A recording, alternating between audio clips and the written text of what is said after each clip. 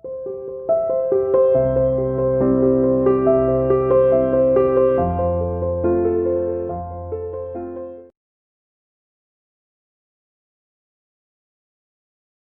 Students, welcome to CR international school online classes class 7 subject Hindi.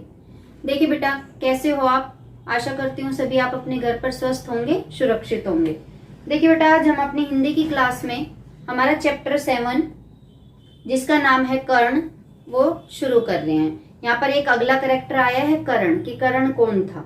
आपको याद होगा जब मैंने बहुत पहले शुरू में ये महाभारत पढ़नी शुरू करी थी, तो जो गंगा थी,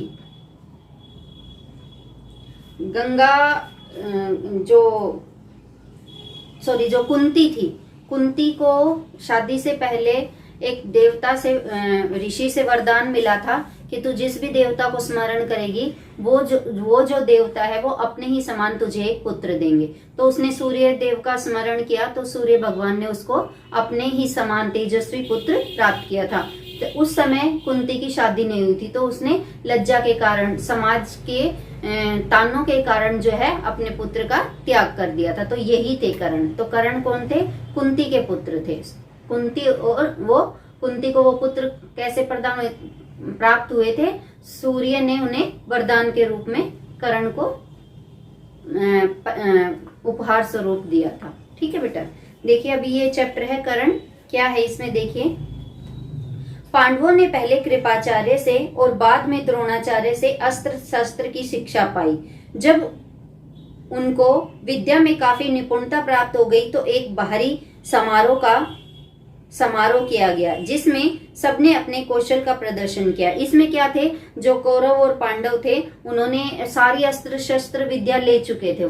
तो सभी वो अस्त्र शस्त्र विद्या में सभी बहुत ही दक्ष हो गए थे, निपुण हो गए थे। तो उन्होंने एक समारोह रखा कि उस समारोह में सभी जो कौरव पांडव थे उन्होंने जो भी अस्त्र शस्त्र विद्या सीखी है उसमें अपने वो कर्तव्य दिखाएंगे। इसका एक समारोह रखा। तो उस समारोह में जिसमें सबने अपने कौशल का प्रदर्शन किया, सारे नगरवासी इस समारोह को देखने आए थे। तरह तरह के खेल हुए और हर एक राजकुमार यही चाहता था कि वही सबसे बढ़कर निकले। आपस में प्रतिस्पर्धा बड़े जोर की थी, परंतु तीर चलाने में पांडुपुत्र अर्जुन का कोई सानी न था। कोई सानी न था मतलब कि उसके समान कोई नहीं था। अर्जुन ने धनुष विद्या में कमाल का खेल दिखाया। उसकी अद्भुत चतुरता को देखकर सभी दर्शक और राजवंश के सभी उपस्थित लोग दंग रह गए, क्योंकि अर्जुन जो है महान धनुर्धर माने जाते थे। वो महान धनुर्धर थे, उसके समान कोई भी धनुष बाण चलाने के काबिल नहीं था। यह देखकर दुर्योधन का मन ईर्ष्या से जलने लगा। अब जो अर्जुन था वो पांडव था, तो पांडवों से ये कौरव जलते थे, खास करके दुर्योधन बहुत ज्यादा इनसे ईर्ष्या करता था। तो जब अर्जुन की तारीफ उस समारोह में होने लगी तो दुर्योधन को बहुत ही ईर्ष्या होने लगी। अभी खेल हो ही रहा था कि इतने में रणभूमि के द्वार पर खम ठोकते हुए एक रोबीला और तेजस्वी युवक मस्तानी चाल से आकर अर्जुन के सामने खड़ा हो गया। यह युवक और कोई नहीं, अधिरथ द्वारा पोषित कुंती पुत्र कर्ण ही था। लेकिन उसके कुंती पुत्र होने की बात किसी को मालूम नहीं थी। ये अधिरथ जो है ना बेटा, एक सारथी था। राजा महाराजाओं का जो रथ चलाते हैं उसको सारथी बोलते हैं। तो जिसको कर्ण को जिसने पाला था वो अधिरथ था, क्योंकि गंगा ने उसको लोक कल्याण की मतलब कि तानों से बचने के लिए अपने उस पुत्र को, सूर्य से प्राप्त पुत्र कर्ण को जो है गंगा नदी में बहा दिया था। और उस बहते हुए पुत्र को अधिरथ जो निसंतान था उसने उसे लेकर उसका पालन पोषण किया था। तो ये इसको जो ये कुंती पुत्र कर्ण था, ये कुंती पुत्र होने की बात यहाँ पर किसी को भी नहीं पता थी। रणभूमि में आते ही उसने अर्जुन को ललकारा। अर्जुन, जो भी कर्तव्य तुमने यहाँ दिखाए हैं उनसे बढ़कर कौशल मैं दिखा सकता हूँ, क्या तुम इसके लिए तैयार हो? इस चुनौती को सुनकर दर्शक मंडली में बड़ी खलबली मच गई, पर ईर्ष्या की आग से जलने वाले दुर्योधन को बड़ी राहत मिली। जैसे बेटा ऐसा होता है, जैसे हमारा कोई दुश्मन है और उसको हराने वाला कोई आ जाए तो हमें तो खुशी होगी ना। तो जो दुर्योधन था वो पांडवों से बहुत जलता था, ईर्ष्या करता था। तो अब पांडवों को ललकारने के लिए कोई आया है तो इसमें दुर्योधन को खुशी हुई थी, और उसने, क्योंकि अर्जुन को उसने ललकारा था। इस चुनौती को उसने तपाक से कर्ण का स्वागत किया और उसे छाती से लगाकर बोला, कहो कर्ण, कैसे आए, बताओ हम तुम्हारे लिए क्या कर सकते हैं। कर्ण बोला, राजन, मैं अर्जुन से द्वंद्व युद्ध और आपसे मित्रता करना चाहता हूँ। कर्ण की चुनौती को सुनकर अर्जुन को बड़ा तैश आया मतलब गुस्सा आया। वह बोला, कर्ण, सभा में जो बिना बुलाए आते हैं और जो बिना किसी के पूछे बोलने लगते हैं वे निंदा के योग्य होते हैं। निंदा मतलब बुराई के। क्या आप बिना बुलाए इस सभा में आए, इस समारोह में आए, एक तो आपकी ये गलत बात है। ऊपर से आप बिना किसी की इजाजत लिए, जो इतने गुरु महान राजा महाराजा यहाँ बैठे, बिना किसी की इजाजत लिए ही आप बोलते जा रहे हो, तो आप जो है निंदा के योग्य हो। यह सुनकर कर्ण ने कहा, अर्जुन, यह उत्सव केवल तुम्हारे लिए ही नहीं मनाया जा रहा है, सभी प्रजाजन इसमें भाग लेने का अधिकार रखते हैं। व्यर्थ डींगे मारने से फायदा क्या, चलो तीरों से बात कर ले। जब कर्ण ने अर्जुन को यो चुनौती दी तो दर्शकों ने तालियां बजाई। उनके दो दल बन गए, एक अर्जुन दल को बढ़ावा देने लगा और दूसरा कर्ण को। अब जो इतनी सारी प्रजा वहां इस समारोह में सम्मिलित थी, जो इन राजाओं की, राजकुमारों की जो कलाएं जो देख रहे थे, कर्तव्य जो देख रहे थे, जो इन्होंने अस्त्र शस्त्र की विद्या ग्रहण की थी, उनके कर्तव्य जो ये सभा में लोग देख रहे थे, तो जब कर्ण आया तो इनके दो दल बन गए, यानी कि दो ग्रुप बन गए। एक ग्रुप तो जो है अर्जुन को जिताना चाहता था और एक कर्ण को, यानी कि एक कर्ण के साइड हो गए, एक अर्जुन के साइड। इस तरह से दो दल बन गए। इसी प्रकार वहां इकट्ठी स्त्रियों के भी दो दल बन गए। कुंती ने कर्ण को देखते ही पहचान लिया और भय तथा लज्जा के मारे मूर्छित सी हो गई। जैसे ही कुंती को, भाई सूर्य पुत्र था कर्ण, आपने देखा भी होगा, कर्ण जो है अपने माथे पर यहाँ पर हमेशा आधा सूर्य का निशान बना के रखता था। तो कुंती ने उसको पहचान लिया कि ये जो मुझे वरदान में प्राप्त हुआ था कर्ण, ये वही है। तो वो इस बात को मतलब कि सहन नहीं कर सकी और बेहोशी हो गई। उसकी यह हालत देखकर विदुर ने दासियों को बुलाकर उसे चेत करवाया। बेहोश हो गई तो जो रानियों की दासियां होती है उनको बुलाकर विदुर ने उसको, कुंती को जो है चेत करवाया, यानी कि होश में उसको लेकर आए। इसी बीच कृपाचार्य ने उठकर कर्ण से कहा, अज्ञात वीर, महाराज पांडु का पुत्र और कुरुवंश का वीर अर्जुन तुम्हारे साथ द्वंद्व युद्ध करने के लिए तैयार है, किंतु तुम पहले अपना परिचय तो दो। तुम कौन हो, किसके पुत्र हो, किस राजकुल को तुम विभूषित करते हो। द्वंद्व युद्ध बराबर वालों में होता है। कुल का परिचय पाए बगैर राजकुमार कभी द्वंद्व करने को तैयार नहीं होते। कृपाचार्य की यह बात सुनकर कर्ण का सिर झुक गया। अब बेटा, कर्ण को पाला किसने था? अधिरथ ने पाला था। अधिरथ क्या था? एक सारथी था, यानी कि जो सारथी जो होते हैं वो छोटे लोग होते हैं। तो जो अर्जुन थे वो एक उच्च कुल के थे, तो उच्च कुल के निम्न कुल के लोगों से द्वंद्व युद्ध नहीं कर सकते। द्वंद्व युद्ध होता है जिसका आपस में बराबर की टक्कर होती है, आर्थिक रूप से भी, शारीरिक रूप से भी, हर तरह से जो बराबर होते हैं उन्हीं में द्वंद्व युद्ध होता है। तो जो हमारे कृपाचार्य थे, तो जो पांडवों और कौरवों के गुरु थे, उन्होंने उठकर ये कहा कि तुम जो भी हो पहले अपना परिचय दो। अगर तुम इसके बराबर अपनी क्षमता रखते हो हर चीज में तो तुम अर्जुन से युद्ध कर सकते हो, अन्यथा नहीं कर सकते। तो यही बात सुनकर जो है कर्ण को पता था कि वो तो उसको पता ही नहीं है और वो ना ही अपना परिचय देना चाहता था। फिर इसी बात से उसका जो है शर्म से उसका सिर, कर्ण का सिर झुक गया। कर्ण को इस तरह देखकर दुर्योधन उठ खड़ा हुआ और बोला, अगर बराबरी की बात है तो आज ही कर्ण को अंग देश का राजा बनाता हूँ। अब दुर्योधन तो हमेशा पांडवों को नीचा दिखाने चाहते थे, अब कर्ण इतना शक्तिशाली था कि वो अर्जुन को ललकार रहा था। तो इसमें दुर्योधन ने अपनी बुद्धि लगाई, तो उसने कर्ण को अपने साथ मिलाना चाहा, क्योंकि कर्ण ने आते ही कह दिया था कि वो अर्जुन से युद्ध करना चाहता है और कौरवों से दोस्ती करना चाहता है। तो दुर्योधन ने उसकी बात को स्वीकार कर लिया और वो एक सारथी का बेटा होते हुए वो अर्जुन से युद्ध नहीं लड़ सकता था। इसलिए कर्ण ने क्या किया कि उसको अंग देश का राजा बना दिया ताकि वो अर्जुन से युद्ध कर सके।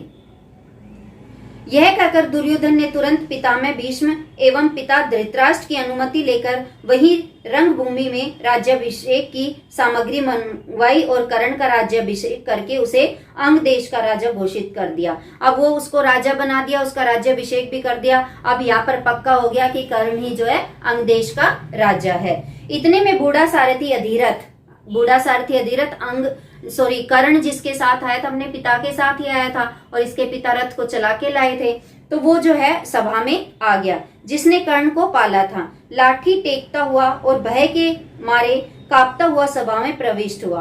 कर्ण जो अभी अभी अंगदेश का नरेश बना दिया गया था, उसको देखते ही धनुष नीचे रखकर उठ खड़ा हुआ और पिता मानकर बड़े आदर के साथ उसके आगे सिर नवाया।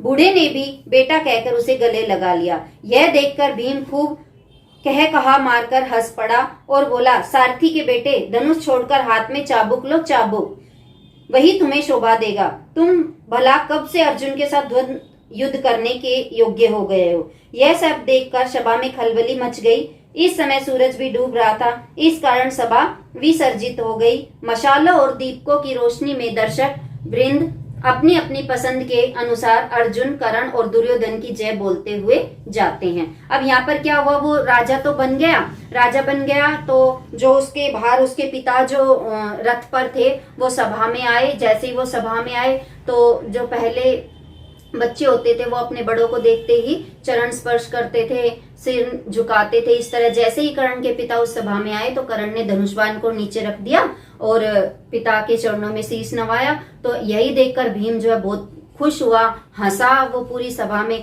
कि तुम तो इस सारथी के बेटे हो और अपने हाथ में चाबुक लो। चाबुक क्या होता है बेटा, घोड़ों को ऐसे मार मार के चलाते हैं ना, जो पीटते हैं, वो एक डंडा सा होता है, डंडा तो नहीं होता, लचीला डंडा सा होता है, वो चमड़े का बना हुआ होता है, उससे घोड़ों को हाँकते हैं, मतलब चलाते हैं। तो वो भीम ये बोला कि तुम्हारी तो इतना ही सामर्थ्य है कि तुम चाबुक अपने हाथ में लो, धनुष बाण मत लो। तुम्हारी इतना सामर्थ्य कब से हो गया कि तुम अर्जुन के साथ युद्ध लड़ो। यही सब बातें करते करते शाम हो गई थी। तो इस सभा को जो ये समारोह हो रहा था इसको खत्म कर दिया गया और वहां पर जितने भी दर्शक थे वहां पर वो सभी जो है, कोई तो अर्जुन की जय बोल रहा था और कोई कर्ण की और कोई दुर्योधन की जय बोलते हुए वो इस सभा को मतलब कि खत्म करते हुए सभी अपने अपने घर को चले गए। देखिए बेटा, इसमें अभी यहाँ पर एक और नई कहानी आती है, उसके बारे में मैं अभी आपको बताती हूँ।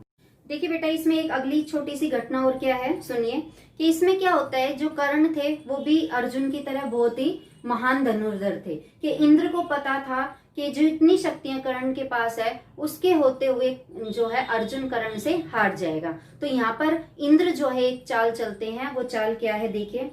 इस घटना के बहुत समय बाद, कौन सी घटना के बाद, जो ये समारोह हुआ था जहाँ पर योद्धाओं ने सभी ने अपने कर्तव्य दिखाए थे, इस घटना के बाद, इस घटना के बहुत समय बाद एक बार इंद्र बूढ़े ब्राह्मण के वेश में अंग नरेश कर्ण के पास आए और उसके जन्मजात कवच और कुंडलों की भिक्षा मांगी। जो थे कर्ण जो थे जब पैदा हुए थे बेटा, कुंडल और कवच के साथ पैदा हुए थे। उन जो कुंडल और कवच थे वो भी शक्ति से युक्त थे, यानी कि उनमें बहुत शक्तियां थी। वो इसको कर्ण को वरदान के रूप में ही मिली हुई थी। तो अगर कर्ण के पास ये दोनों चीजें होती तो कर्ण कभी भी अर्जुन से हार नहीं सकते थे। इसलिए इंद्र ने ब्राह्मण का रूप धारण करके अंग देश के राजा, यानी कि जो कर्ण थे अंग देश के राजा, उसके पास आकर उन्होंने इन दोनों चीजों को कर्ण से मांग लिया। इंद्र को डर था कि भावी युद्ध में कर्ण की शक्ति से अर्जुन पर विपत्ति आ सकती है। इस कारण कर्ण की ताकत कम करने की इच्छा से ही उन्होंने उनसे यह भिक्षा मांगी थी। कर्ण को सूर्यदेव ने पहले ही सचेत कर दिया था कि उसे धोखा देने के लिए इंद्र ऐसी चाल चलने वाले हैं। अब जो सूर्य देव थे वो कर्ण के पिता भी थे ना बेटा, सूर्य से ही प्राप्त हुए थे कुंती को। तो जो कर्ण के जो पिता थे सूर्यदेव, उन्होंने पहले ही कर्ण को बता दिया था कि इंद्र जो है तेरे साथ कोई छोटी मोटी चाल अवश्य खेलेगा। परंतु कर्ण इतना दानी था कि किसी के कुछ मानने पर वह कभी मना ही नहीं कर सकता था। इस कारण वह यह जानते हुए भी कि भिखारी के वेश में इंद्र धोखा दे रहे हैं, कर्ण ने अपने जन्मजात कवच और कुंडल निकालकर भिक्षा में दे दिए। अब कर्ण का नाम बेटा एक महान दानी के रूप में भी विख्यात है कि कर्ण के समान आज तक दुनिया में कोई दानी भी नहीं हुआ है कि उससे जो भी कोई कुछ मांगता था वो दान दे देता। हालांकि कर्ण को पता था कि ये जो ब्राह्मण मेरे से भिक्षा मांग रहा है ये इंद्र ही है, फिर भी अगर उससे किसी ने भी कोई चीज मांग ली, चाहे वो दुश्मनी क्यों न हो, कर्ण उसको वह चीज अवश्य प्रदान करता था। तो इसीलिए कर्ण ने जो अपने जन्मजात कुंडल और कवच थे वो भी उस ब्राह्मण के रूप में इंद्र को जो है प्रदान कर दिए, यानी कि दे दिए। इस अद्भुत दानवीरता को देखकर इंद्र चकित रह गए। कर्ण की प्रशंसा करते हुए बोले, कर्ण, तुमसे मैं बहुत प्रसन्न हूँ, तुम जो चाहो वरदान चाहो मांगो। कर्ण ने देवराज से कहा, आप प्रसन्न हैं तो शत्रु का संहार करने वाला अपना शक्ति नामक शस्त्र मुझे प्रदान करे। अब जब कर्ण की दानवीरता से इंद्र प्रसन्न हुए तो इंद्र ने प्रसन्न होकर कर्ण से कहा कि तुम मुझसे वरदान मांगो। तो कर्ण ने इंद्र से क्या वरदान मांगा था कि जो शत्रु का संहार करने वाला शक्ति नामक एक शस्त्र जो तुम्हारे पास है वो मुझे दे दो। बड़ी प्रसन्नता के साथ अपना वह शस्त्र कर्ण को देते हुए देवराज ने कहा, युद्ध में तुम जिस किसी को लक्ष्य करके इसका प्रयोग करोगे वह अवश्य मारा जाएगा, परंतु एक ही बार तुम इसका प्रयोग कर सकोगे। तुम्हारे शत्रु को मारने के बाद यह मेरे पास वापस आ जाएगा। इतना कहकर इंद्र चले गए। अब इंद्र ने अपना शक्ति जो नामक शस्त्र था वो कर्ण को दे तो दिया, लेकिन उसके साथ कर्ण से एक बात कही कि तुम जिसको भी मारने के लिए इसका प्रयोग करोगे उस शत्रु को यह शस्त्र मार तो देगा, लेकिन उसको मारने के बाद तुरंत यह मेरे पास वापस आ जाएगा। एक बार कर्ण को परशुराम जी से ब्रह्मास्त्र सीखने की इच्छा हुई थी, इसलिए वह, अब बेटा एक छोटी सी कहानी और आ रही है कि जो कर्ण थे वो सूत पुत्र थे, यानी कि वो एक निम्न जाति से बिलोंग करते थे, संबंधित थे, क्योंकि उसको सारथी ने पाला था। क्योंकि सूर्य, किसी को नहीं पता था ये सूर्य और कुंती का, सूर्य ने कुंती को ये पुत्र वरदान के रूप में दिया था, तो ये सूर्य पुत्र हो गया, कुंती और सूर्य का पुत्र हो गया। तो किसी को भी नहीं पता था, जिसको इसने पाला था सारथी ने, ये उसी से संबंधित थे। तो एक बार जो है कर्ण को परशुराम से ब्रह्मास्त्र जो होते हैं उसको सीखने की इच्छा हुई, तो उसने परशुराम के पास जाकर झूठ बोल दिया कि मैं जो है उच्च कुल से संबंध रखता हूँ, मुझे सिखा दो। तो परशुराम ने भी उसकी बात को सुना और उसको वो विद्या देने के लिए उसको अपने आश्रम में रख लिया।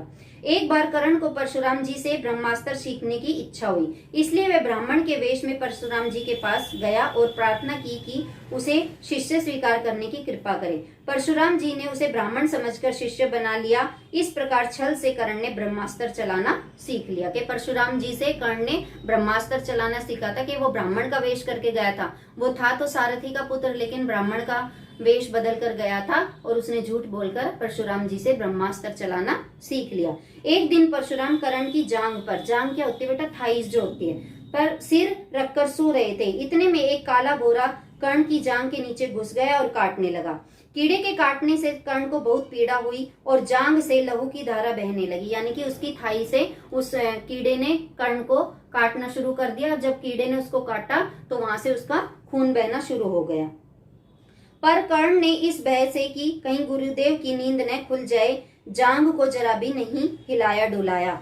जब खून से परशुराम की देह भीगने लगी तो उसकी नींद खुली। जब बहुत ज्यादा उसका ब्लड निकल गया, खून उसकी जांग से निकलता रहा, तो जैसे ही जांग सिर के नीचे था तो ब्लड जैसे ही परशुराम जी के शरीर को टच हुआ तो उन्होंने उठकर देखा तो कर्ण का बहुत ज्यादा जो है रक्त बह रहा था। यह देखकर परशुराम बोले, बेटा सच बताओ तुम कौन हो। तब कर्ण असली बात छिपा न सका, उसने स्वीकार कर लिया कि वह ब्राह्मण नहीं बल्कि सूत पुत्र है। यह जानकर परशुराम को बड़ा क्रोध आया, अतः उसने उसी घड़ी कर्ण को शाप देते हुए कहा, चूंकि तुमने अपने गुरु को ही धोखा दिया है, इसलिए जो विद्या तुमने मुझसे सीखी है वह अंत समय में तुम्हारे किसी काम न आएगी। ऐन वक्त पर तुम उसे भूल जाओगे और रण क्षेत्र में तुम्हारे रथ का पहिया पृथ्वी में धंस जाएगा। अब जब इसने अपने गुरु से झूठ बोलकर वो जो शिक्षा ली थी तो उन्हीं गुरु ने उसको श्राप दिया कि बेटा आपने मेरे से झूठ तो बोला है, अपने गुरु से झूठ बोला है, इसके लिए मैं तुम्हें यह श्राप देता हूँ कि तुमने जो विद्या मेरे से सीखी है वो तुम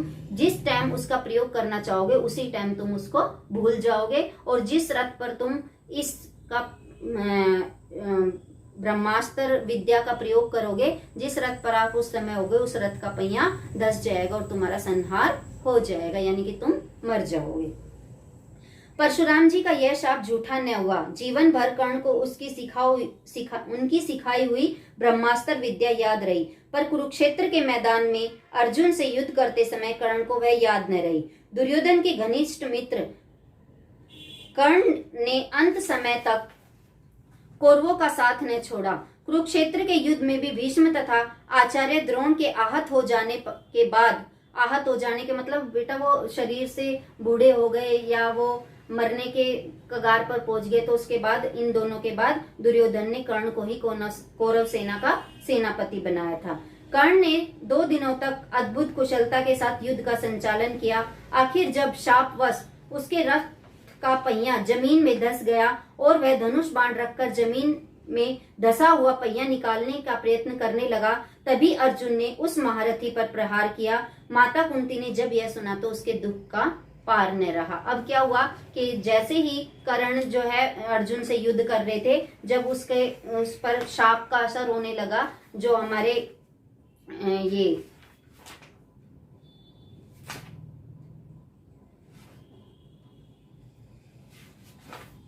परशुराम जी थे, जो कर्ण को उन्होंने श्राप दिया था, उस श्राप का जब अप्लाई होने का, उस पर हावी होने का जब समय आया, तो कर्ण का जो रथ का पहिया था वो जमीन में धंस गया। जैसे ही कर्ण रथ से उतरकर अपना धनुष बाण रथ पर रख दिया और उस पहिए को निकाल लगे, तो अर्जुन ने मौका देखकर कर्ण पर प्रहार कर दिया और वो कर्ण जो है मर गया था। इसी बात को सुनकर कुंती जो है दुख में डूब गई और उसको यह दुख बहुत ही दिनों तक अखरता रहा। ठीक है बेटा, ये आपका चैप्टर था, मैंने पढ़ दिया है चैप्टर 7 कर्ण। कल हम इसके क्वेश्चन आंसर और शब्दार्थ के साथ मिलेंगे। तब तक के लिए bye, have a nice day.